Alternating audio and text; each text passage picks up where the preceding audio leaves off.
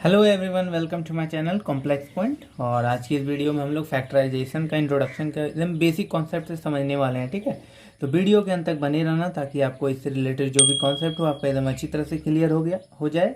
और अगर अभी तक आपने मेरे चैनल को सब्सक्राइब नहीं किया है तो वो भी कर ले, क्योंकि मैं इस टाइप्स के कॉन्सेप्ट लाता रहता हूँ। अगर आपको ये सब समझ में आए तो मेरे चैनल को जरूर सब्सक्राइब करना और दूसरे लोगों को भी बताना जिनको इसकी ज़रूरत होगी। ठीक है, आप समझ ही गए होंगे थंबनेल से कि हमारा जो टॉपिक है वो क्या क्या होने वाला है। इसमें अलजेब्रिक एक्सप्रेशन क्या होता है, कांस्टेंट वेरिएबल क्या होता है, टाइप्स ऑफ अलजेब्रिक एक्सप्रेशन क्या होता है, फैक्टर्स किसको बोलते हैं, कोएफिशिएंट किसको बोलते हैं, कांस्टेंट टर्म क्या होता है, कोई भी अलजेब्रिक एक्सप्रेशन को ऐड, सब्ट्रैक्ट, मल्टीप्लिकेशन, डिवीजन कैसे करते हैं। ठीक है, तो इन सभी के बारे में हम लोग सीखेंगे। और इसका फैक्टराइजेशन मेथड्स क्या होता है, कॉमन फैक्टर कैसे निकालते हैं, कैसे रिग्रुप करते हैं, या फिर कैसे आइडेंटिटी के थ्रू भी इसको बनाते हैं। तो इन सभी चीज़ों के बारे में मैं आपको प्लेलिस्ट बना के दे दूंगा, आप चाहें तो वहाँ से भी देख सकते हैं। ठीक है, तो ये पार्ट 1, पार्ट 2, पार्ट 3 में भी वेरी कर सकता है, तो वो सब आप देख लेना। ठीक है, तो चलिए हम लोग फैक्टराइजेशन का एकदम बेसिक कॉन्सेप्ट से सीखते हैं। ठीक है, अगर आप ये वीडियो पूरा अंत तक देखिएगा तब आपको अलजेब्रिक एक्सप्रेशन का जो भी कॉन्सेप्ट है, अगर आपको मान लीजिए समझ में नहीं आता होगा तो ज़रूर समझ में आ जाएगा। ठीक है, ये मेरी गारंटी है। तो आप लास्ट तक बने रहना, तभी आपको समझ में आएगी। चलिए ज़्यादा देर ना करते हुए स्टार्ट करते हैं। मेरा नाम है शुभम सिंह और मैं आपको फैक्टराइजेशन का बेसिक्स करवाने वाला हूँ। तो देखिए, सबसे पहले है अलजेब्रिक एक्सप्रेशन। अलजेब्रिक एक्सप्रेशन किसको बोलते हैं? सबसे पहले तो फैक्टराइजेशन का मतलब क्या होता है, तो गुणनखंड होता है ना, किसी भी चीज़ को फैक्टराइज कर देना, तोड़ के लिख देना, है ना। अब अलजेब्रिक एक्सप्रेशन क्या होता है? तो अलजेब्रिक एक्सप्रेशन क्या होता है, ये एक कॉम्बिनेशन ऑफ कांस्टेंट वेरिएबल होता है जहाँ पे कुछ फंडामेंटल ऑपरेशंस होते हैं, जैसे कि प्लस, माइनस, मल्टीप्लाई, ठीक है, डिवाइड। जहाँ पे कांस्टेंट किसको बोलते हैं? कांस्टेंट तो आप समझ ही रहे होंगे, एक ऐसा वैल्यू जो कि फिक्स्ड है, जैसे कि जो भी नंबर आप ले ले 1 2 3 4 एंड सो ऑन। ठीक है, ये कांस्टेंट कहलाते हैं। वेरिएबल क्या हो गया? वेरिएबल जैसे कि हम लोग x का वैल्यू निकालते हैं, y का वैल्यू निकालते हैं, तो वो जो वैल्यू है वो क्वेश्चन पे वेरी कर सकता है, इसको हम वेरिएबल बोलेंगे। ठीक है, वही मैंने लिखा है, अगर मान लिया जाए दो नंबर है, सम ऑफ 2 and 3। ठीक है, मतलब 2 and 3 को अगर हम ऐड करेंगे तो ये जो है आंसर क्या आएगा आपका? 10 आएगा, जो कि आपका क्या है, हम इसको कहेंगे न्यूमेरिकल एक्सप्रेशन, ऐसे नंबर को कहते हैं। और कोई वैसा नंबर जिसमें कि आपका वेरिएबल भी आ जाए और कांस्टेंट भी आ जाए, ऐसे को हम अलजेब्रिक एक्सप्रेशन बोलते हैं। अगर मान लीजिए सम ऑफ ए नंबर एंड 4 है, तो सम ऑफ ए नंबर क्या है? जो नंबर हमको पता नहीं है तो हम उसको एक्स सेलेक्ट किए ना, तो इसलिए x + 4 किए, तो ये जो है अलजेब्रिक एक्सप्रेशन कहलाता है। क्यों? क्योंकि इसमें कांस्टेंट और वेरिएबल है। ठीक है, तो अलजेब्रिक एक्सप्रेशन का जो भी कॉन्सेप्ट है क्लियर हो गया, कांस्टेंट वेरिएबल क्या होता है वो भी क्लियर हो गया आपका। अब हम देखेंगे कि अलजेब्रिक एक्सप्रेशन के टाइप्स कौन कौन से होते हैं। टाइप्स ऑफ अलजेब्रिक एक्सप्रेशन, तो अलजेब्रिक एक्सप्रेशन जो होता है मोनोमियल होता है, बाइनोमियल होता है, ट्राइनोमियल होता है, क्वाड्रिनोमियल होता है, पॉलिनोमियल होता है। मोनोमियल मीन्स क्या होता है, ये सब की मीनिंग समझते हैं। ठीक है, तो मोनोमियल मीन्स मोनो मीन्स एक होता है। देखिए ये हमारा एक टर्म हुआ, 2x 5x 2xy -3a²b, ये क्या है? मोनोमियल कहलाते हैं किसी एक टर्म को। अब बाइनोमियल क्या हो गया? बाइनोमियल मतलब दो टर्म, एक टर्म प्लस दो टर्म, दो टर्म को बोलते हैं बाइनोमियल। ठीक है, उसी टाइप से ट्राई मीन्स तीन होता है, तो देखिए यहाँ पे तीन टर्म है, इन सभी को जोड़ा गया है। ठीक है, उसी टाइप से क्वाड्रिनोमियल क्या होता है? चार टर्म होना चाहिए, क्वाड्री मीन्स चार होता है, मोनो मीन्स एक, बाई मीन्स दो, ट्राई मीन्स तीन, क्वाड्री मीन्स चार। पॉलिनोमियल मतलब दो से अधिक टर्म जो होते हैं उसको हम पॉलिनोमियल बोलते हैं, जैसे चार टर्म हो गया, पांच टर्म हो गया, ऐसे को पॉलिनोमियल बोलेंगे। तो हर एक का एग्जांपल मैंने आपको लिख दिया है। ठीक है, तो अब इसको ध्यान से देखो, आपको वीडियो पॉज करके भी देख लेना ताकि आपको अच्छी तरह से समझ में आए। ठीक है, तो टाइप्स ऑफ अलजेब्रिक एक्सप्रेशन भी हो गया। अब हम समझते हैं कि फैक्टर्स किसको बोलते हैं। सबसे पहले हम समझेंगे फैक्टर्स क्या होता है। तो फैक्टर मतलब क्या होता है, जैसे कि अगर ये जो 30 है, हम बोलेंगे कि 30 किस किस टेबल में आता है, तो 30 1 के टेबल में आता है, 2 के टेबल में भी आता है, 3 के भी टेबल में आता है, 4 के टेबल में नहीं आता है, 5 के टेबल में आता है, 6 के भी टेबल में आता है। इस तरह से जो भी टेबल में आता है ना, जैसे 30 जो है 5 के टेबल में आता है, हम ये कहते हैं। तो मीन्स अगर 5 को अगर 30 से डिवाइड करें तो आपका आंसर कितना आएगा 6 30 मीन्स रिमाइंडर जो है वो 0 आता है। तो फैक्टर कब होगा किसी नंबर का, जब उसको डिवाइड करेंगे तो उसका रिमाइंडर अगर 0 आ जाए, वैसे नंबर को फैक्टर जो है, ये एक फैक्टर है 30 का। तो अगर हम 5 को 30 से डिवाइड करते हैं तो आपका रिमाइंडर देखिए 0 आ रहा है, तो इसलिए इसको क्या कहेंगे फैक्टर। फैक्टर समझ में आ गया। तो उसी तरह से 5xy एक अलजेब्रिक एक्सप्रेशन है, ठीक है। एक टर्म दिया हुआ, इसमें फैक्टर क्या है, तो 5xy का फैक्टर क्या है, 5 है, x है और y है कि नहीं। तो हमको कैसे पता चलेगा ये जो है ये तीनों फैक्टर हैं। तो मान लीजिए हम 5xy लिए, ठीक है, और हम बोलेंगे x जो है ये फैक्टर है। तो देखिए x को अगर फैक्टर मांगते हैं तो यहाँ पे क्या आएगा 5y आएगा, ठीक है। तो इसीलिए हम क्या कहेंगे, ये जो 5xy है ये 5xy का फैक्टर है। x अगर हम ले रहे हैं तो 5y आपका निकल रहा है, देखिए यहाँ पर 5y है ना, 5y, ठीक है।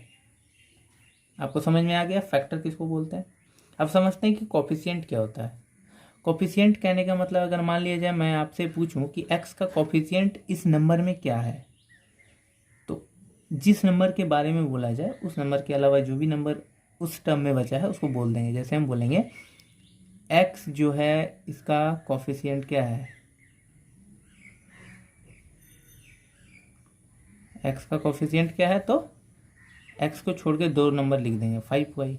x का कोफिशिएंट क्या है 5y। अगर मैं उसी तरह पूछ दूँ y का कोफिशिएंट क्या है, तो y का कोफिशिएंट हो जाएगा आपका 5x, ठीक है, समझ में आ रहा है ना। उसी टाइप से अगर मैं पूछूं a का कोफिशिएंट क्या है इस नंबर में, तो a का कोफिशिएंट क्या होगा, a का कोफिशिएंट होगा -6b, ठीक है। उसी टाइप से b का कोफिशिएंट पूछो तो b का कोफिशिएंट हो जाएगा -6 से, ठीक है। अब इसकी आपका कॉन्सेप्ट जो है अच्छी तरह से क्लियर हो रहा होगा। अगर मैं इसमें पूछ दूँ y का कोफिशिएंट क्या है, तो y का कोफिशिएंट क्या है, ये तो थोड़ा समझने में दिक्कत होगा आपको। तो अगर मान लीजिए कोई नंबर ऐसे लिखा हुआ -y, तो इसको हम ऐसे समझेंगे कि ये -1y है। 1 जो है उसको लिखा नहीं जाता है, वो आपको समझ लेना है।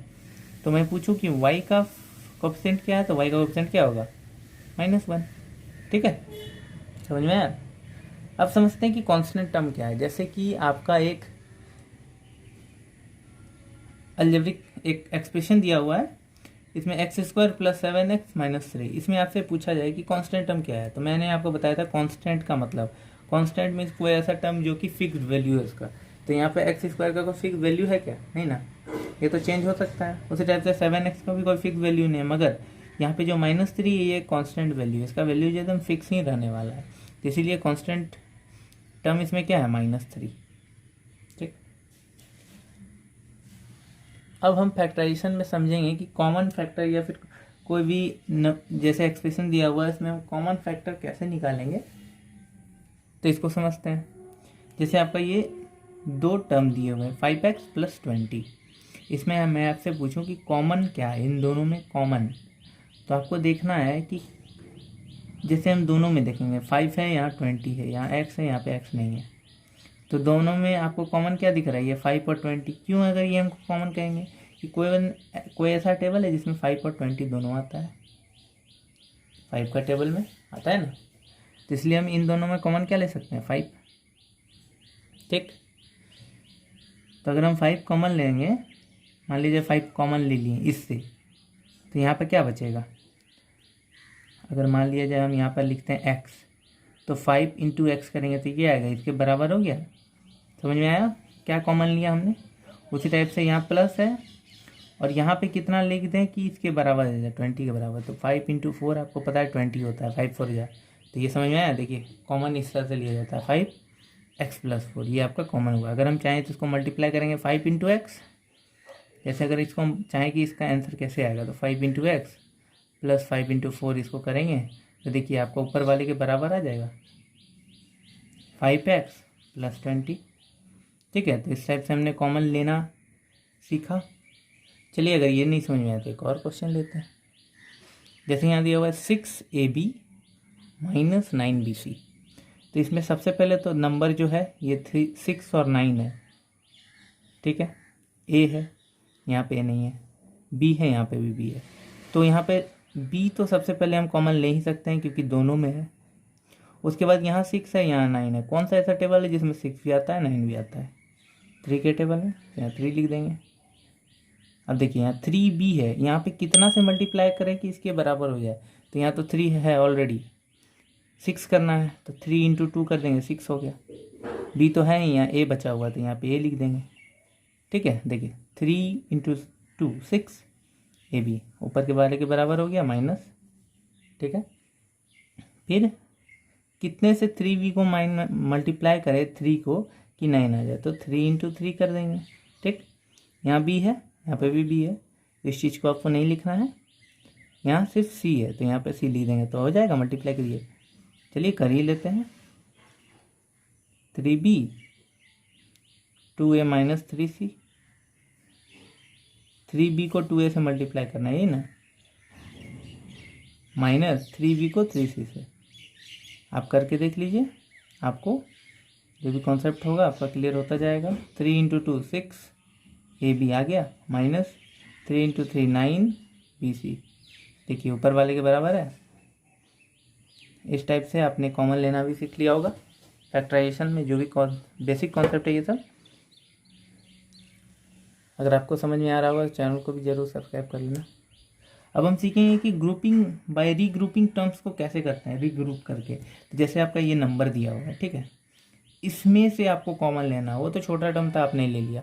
अब इसमें से कैसे करेंगे इसको ग्रुप करके? तो सबसे पहले यहाँ आप ए देख रहे हैं, यहाँ ए तो है नहीं, यहाँ पे ए है और यहाँ ए सी है। तो क्या करेंगे, इस ए और इस ए को एक साथ कर लेंगे, ए स्क्वायर प्लस इस ए बी को इस साइड ले आएंगे प्लस बी सी को इधर कर देंगे। इस तरह करने से क्या हमारे क्वेश्चन पे कोई फ़र्क पड़ा? नहीं ना, इसलिए हम ये ले सकते हैं। अब यहाँ पे ए स्क्वायर है, यहाँ भी है, यहाँ भी है, कॉमन ले लीजिए आप। ए कॉमन नहीं है तो ए इंटू ए स्क्वायर हो जाएगा। ठीक, प्लस यहाँ पे क्या नहीं है, यहाँ पे बी नहीं है तो ए बी हो लिख सकते हैं ना इसको इस तरह। उसी टाइप से प्लस इन दोनों में कॉमन क्या है, सी कॉमन है, सी ले लिए, बी प्लस ए। ठीक है, समझ में आया ना? तो इस टाइप से हम लिख सकते हैं। देखिए दोनों में आपको कैसे समझेंगे कि ये आंसर जो है आपका सही है? देखिए ये ए प्लस बी, यहाँ पर भी ए प्लस बी है कि नहीं? प्लस में है तो ए प्लस बी लिखें या बी प्लस ए लिखें, सही, दोनों तो बराबर ही होता है ना।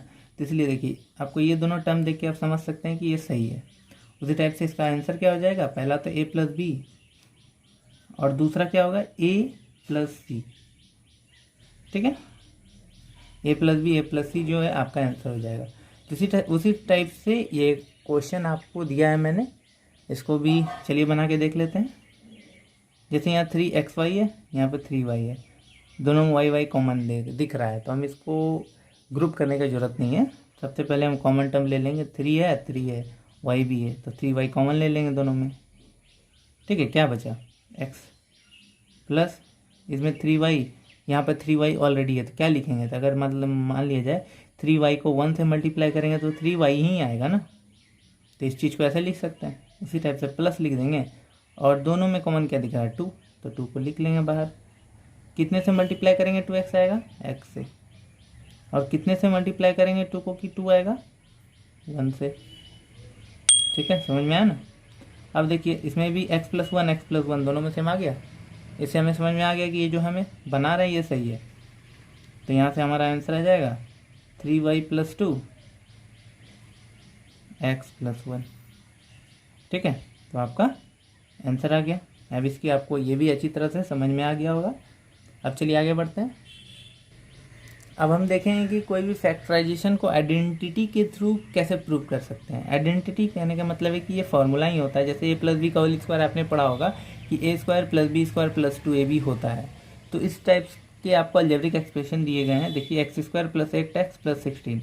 तो आपको इसको जो है इस चीज़ को इस साइड से इस टाइप से बनाना है और उसके बाद ये आंसर आएगा। चलिए कैसे देखते हैं। सबसे पहले तो एक्स स्क्वायर दिया हुआ है प्लस 8x दिया हुआ है प्लस 16 है। तो ये देखिए एक्स स्क्वायर जो है ये ए स्क्वायर के बराबर दिख रहा है प्लस 8x है। ठीक है, इसको छोड़ देते हैं। प्लस 16 इसका स्क्वायर जो होता है 16 के बराबर होता है।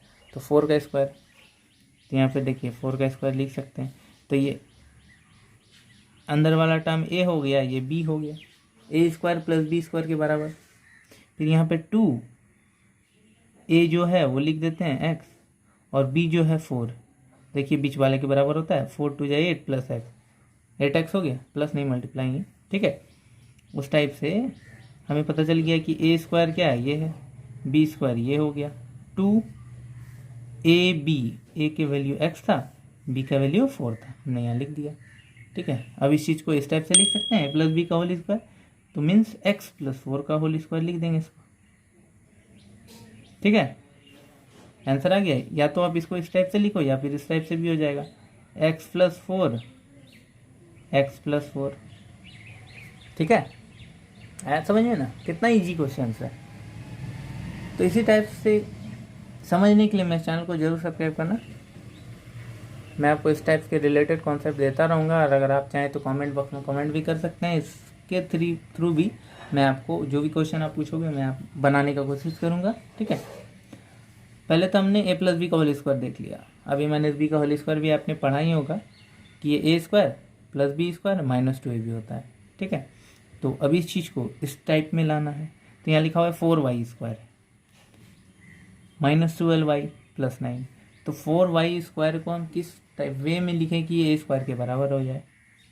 जैसे 4 है, 4 को हम 2 का स्क्वायर लिख सकते हैं, 2 का स्क्वायर 4 होता है, y तो ऑलरेडी स्क्वायर में ही है, तो इसको हम लिख सकते हैं कि ये जो है 2y का होल स्क्वायर है। करके देख लीजिए, 4y स्क्वायर हो ही जाएगा, है ना। माइनस 12y है, इसको लास्ट में लिखते हैं, और ये जो 9 है इसको किस वे में लिखे कि ये स्क्वायर में आ जाए, तो 3 का स्क्वायर क्या होता है, 9 होता है, ठीक है। A square plus B square minus 2ab, A क्या है 2y, बी क्या है 3, देखिए 12y होता है, 3 2 जा 6, 6 2 जा 12y हो गया ना। आपका आंसर आने लगा, देखा आपने कितना इजी क्वेश्चन है। उस टाइप से हम लिख सकते हैं 2y माइनस 3 जो है उसका होल स्क्वायर, बन गया आपका आंसर, ठीक है। तो अब हम उसी टाइप से इस चीज़ को भी 2 बार लिख सकते हैं, 2y माइनस 3, 2y माइनस 3, ठीक है। कितना इजी क्वेश्चन था। इसी टाइप से अब अगला भी बना लेते हैं। ये तीसरा आइडेंटिटी आपका ए स्क्वायर माइनस बी स्क्वायर का आपने पढ़ा था, ए plus B A minus B के फॉर्म में लिख सकते हैं। तो ये आपका क्वेश्चन दिया हुआ है, तो 64 को किस वे में लिखा जाए कि ये ए स्क्वायर के इक्वल हो जाए। तो अगर 8 इंटू 8 करेंगे 64 होता है ना, इसलिए हम 8 का स्क्वायर लिख सकते हैं ना इस चीज़ को, माइनस एक्स स्क्वायर, ये तो ऑलरेडी स्क्वायर में है ही, देखिए ए स्क्वायर माइनस बी स्क्वायर हो गया। तो अब इस चीज़ को इस टाइप से हम लिख देंगे, A plus B A minus B means 8 plus X, 8 minus X, हो गया आंसर, बन गया ना, कितना इजी कॉन्सेप्ट।